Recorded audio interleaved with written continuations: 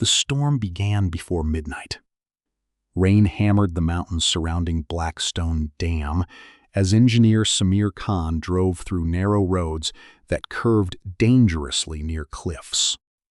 The dam stood isolated between jagged hills, forgotten by most people. After the government abandoned the lower facility 10 years earlier, Samir had received an emergency transmission.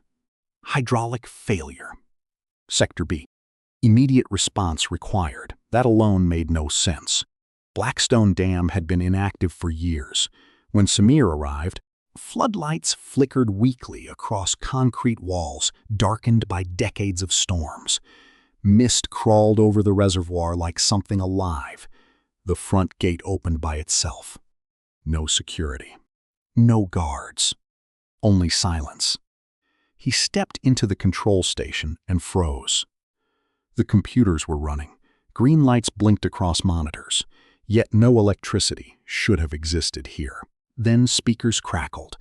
Engineer recognized. Samir nearly dropped his flashlight. "Who's there?" Static whispered. Then a voice emerged. We waited. Cold moved through his chest. He searched every room. Empty chairs sat covered in dust. Coffee mugs frozen in time. On a desk he found an old maintenance log. Project Echo Reservoir Objective. Acoustic memory containment. Most pages were burned. Only one sentence remained readable. The water repeats voices after absorption. Lightning struck outside. Suddenly, speakers throughout the station turned on at once. A woman screamed. Children cried. Then came dozens of voices whispering together. "Below? Come below." The lower tunnel access opened automatically. Metal doors groaned inward. Samir told himself there had to be another worker playing tricks. He descended. The air grew colder. Strange wet sounds echoed through tunnels. At first he thought leaking pipes caused it. Then he realized something horrifying. The noises sounded like breathing. The tunnel ended at an underground observation chamber overlooking black water beneath the dam. Samir's flashlight trembled. Something moved inside the reservoir. Not fish, not machinery. Shapes. Human shapes floating upright underwater. Hundreds of them. Their eyes glowed faintly beneath the surface. Suddenly, every head turned toward him. The speakers activated again. This time the voice sounded like his dead father. Samir. He stumbled backward. Impossible. His father had died 14 years ago. The voice came again. "Help us." Water began rising unnaturally fast. Figures climbed upward, bodies twisting wrong, skins stretched like melted shadows. Their mouths opened. Inside were no teeth, only darkness. Samir ran. Doors slammed shut behind him. Lights flashed red. Emergency text appeared on walls. Containment failure. He found another room containing videotapes. One still worked. A scientist appeared on screen. "If anyone sees this," the trembling woman said, "the reservoir is storing voices of the dead. We believed sound dissolved in water could preserve consciousness." She swallowed hard. "We were wrong." Behind her, someone whispered, her own voice, then another, then dozens. The woman screamed. The recording ended. Suddenly something grabbed Samir's ankle. Cold fingers. One of the drowned figures dragged itself from flooding darkness. Its face changed constantly. Old, young, male, female. Thousands of trapped voices sharing one body. "Stay." Samir smashed an emergency lever. Steel floodgates crashed shut. Water exploded backward. He escaped moments before tunnels collapsed. As dawn arrived, Blackstone Dam stood silent again. But while driving away, Samir's radio switched on. His father whispered softly, "We are still below, and somewhere deep beneath Blackstone Dam." Voices answered. Greyvale Dam was famous for one thing. No birds flew above it. Tourists noticed quickly. The sky remained strangely empty. No nests, no sound. Locals refused to discuss why. When documentary filmmaker Adnan Malik arrived, hoping to uncover myths surrounding abandoned reservoirs, villagers only gave warnings. Leave before sunset.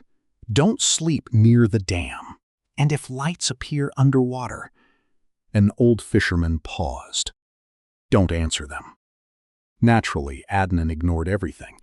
His career depended on stories like this. At sunset, he entered Greyvale Dam carrying cameras. The place looked frozen in time. Rust-covered rails.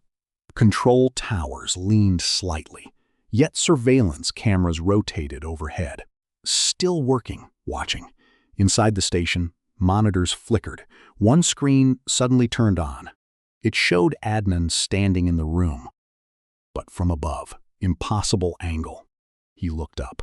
Nothing there. The timestamp disturbed him most. Tomorrow's date. He frowned. Another monitor activated. Now it showed him walking down hallway C. Awaken. Future footage. Then he noticed movement. Behind future Adnan stood something impossibly tall. A silhouette bending its neck sideways, watching. The footage ended in static. He laughed nervously. Fake system. Yet his hands shook. Hours later, while filming spillway tunnels, he heard footsteps behind him. Slow heavy. He spun around, no body. Only darkness. Then a camera monitor hanging from his shoulder flickered. The live feed no longer showed him. Instead, something stood directly behind him. A giant pale figure with impossibly long arms. Its face lacked eyes, only smooth flesh, but its head tilted as if staring anyway. Adnan turned. Nothing. Back to monitor. The creature stood closer, watching. His breathing accelerated. Suddenly, speakers turned on. Observation continues. What? Observation continues. Who said that? No answer. Instead, screens around him activated simultaneously. Everyone displayed footage of him sleeping, eating, walking. For years, childhood birthdays, school days, private moments, impossible recordings. Someone or something had watched his entire life. One screen showed tomorrow. Adnan standing near reservoir edge, the pale creature behind him, hands pushing. He shut off the monitor. No. Rain started outside. Sirens echoed. Emergency text flashed. Viewer release lights beneath reservoir switched on. Dozens, hundreds, Poish rose underwater. Gigantic white faces floating beneath black waves. Watching. Always watching. Adnan ran to the main control room. A hidden file opened automatically. Log entry 77. The dam records consciousness through observation. The watcher beneath the reservoir sees everyone. Once it notices you. Static. It never stops. Heavy footsteps echoed outside, closer. Closer. A pale hand slid beneath the door. Far too long. Bending unnaturally. Then another. The creature entered slowly, ducking beneath ceiling beams. No eyes, no mouth. Only smooth skin and dripping water. Yet Adnan felt unbearable attention crushing him, like being stared at by the entire world. Monitors turned on. Future footage. Adnan screaming. Falling into water. The creature standing motionless. Watching. He refused. Smashing glass, he climbed maintenance stairs toward the dam crest. Rain turned concrete slippery. Behind him came slow footsteps. Never rushing, never stopping. He reached emergency flood controls. With trembling hands, he released maximum pressure. Massive gates opened. Water exploded outward violently. The creature paused for the first time. It moved backward. Screams echoed from reservoir depths. Faces disappeared beneath waves. Adnan escaped before sunrise, but months later, while editing footage at home, his computer activated alone. A video file appeared. Stimento.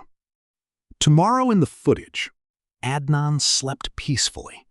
Behind him stood the pale thing, still watching. Nobody lived near Grimwater anymore. Not after the disappearances. 17 workers vanished during reconstruction. Search teams found nothing except muddy footprints leading toward reservoir water, then stopping. No bodies, no answers. Government officials closed the case. But journalist Hamza Riaz wanted truth. He entered Grimwater Dam during winter, snow-covered mountains, while freezing fog rolled across dark water. The dam looked monstrous. Cracks spread across concrete like veins. Strangely warm steam escaped from inside. At first, Hamza noticed whispering, soft, barely audible.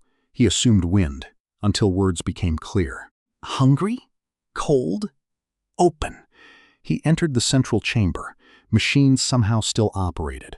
Huge turbines spun slowly despite shutdown orders years ago. Then lights dimmed. An announcement echoed overhead. Containment weakening. A hidden elevator activated alone. Against every instinct, Hamza stepped inside. The elevator descended impossibly deep. Past underground levels marked. B9, B12, B20 finally. No access doors opened. A massive underground cavern stretched beneath the dam. Hamza stopped breathing. The reservoir existed far deeper than maps showed. Black water moved slowly beneath endless darkness, and something enormous shifted below. At first, he thought mountain shadows moved. Then lightning from cracks overhead illuminated it. A face, bigger than buildings, half human, half something ancient. Its skin resembled wet stone. One eye opened underwater. The pupil alone larger than trucks. Hamza staggered backward. The whispers grew louder. Not whispers, voices the missing workers. Don't let it wake. A scientist recording played nearby. The structure beneath Grimwater predates the dam. We built around it after discovering abnormal biological activity. The man's voice shook. It feeds on sound, memory, fear. Behind the recording came thunderous movement. Water surged. The giant thing rose slightly. Chains thicker than bridges stretched across its body. Most snapped. One remained. Its eye fixed directly on Hamza. Inside his head came a voice, not spoken, felt. You opened the door. His knees nearly collapsed. The creature moved again. Entire cavern trembled. Water climbed walls.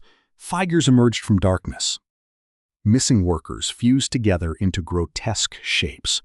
Bodies half dissolved into mud. They crawled forward. Join! Hamza ran through tunnels as alarms screamed. Emergency message flashed. Subject ascending concrete cracked overhead.